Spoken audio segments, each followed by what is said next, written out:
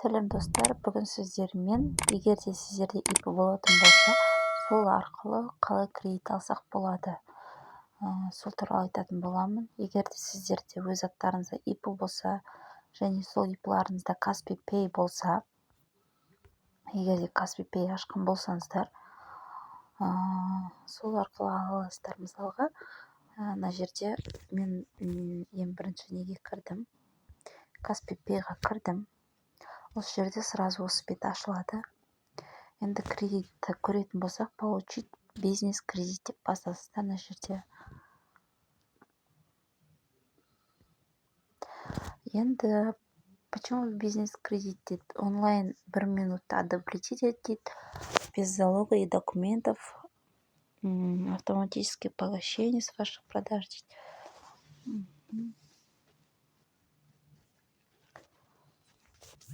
Получить бизнес кредит деп жазайын.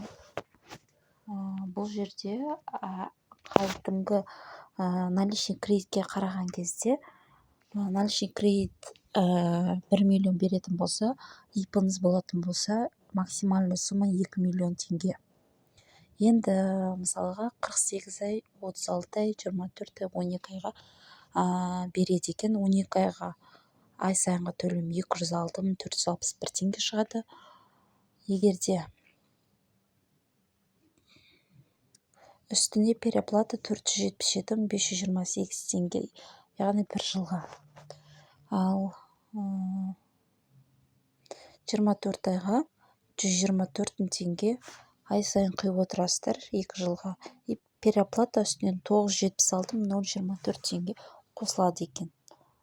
36 айға ай сайын төлем 97.979, переплатасы 1.527.227 теңге екен.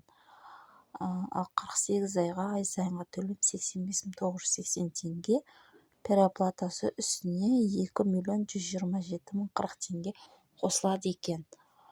Егер де рассчитать переплату деп алатын болсақ, мысалға сіздер 2 миллион теңгені алып, бір айдан құйып тастайтын болсаңыздар, переплата үстіне 69.167 теңге ғана қосылады.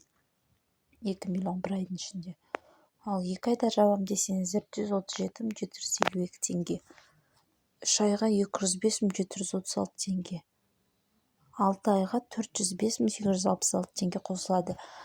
Егер де сіздер 2 миллион теңге алып, ертесіне сразу бір күнде жауып тастайтын болсаңыздар, сіздерді сразу Каспи Пейларыңызды жауып блокқа қойып тастайды. Сол үшін де арасына бір 3-4 күн салып жапсаңыздар, кредитный историяларыңыз жақсарады.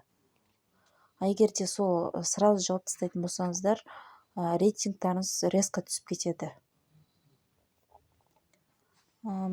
Осылай бизнес кредит алсаңыздар болады.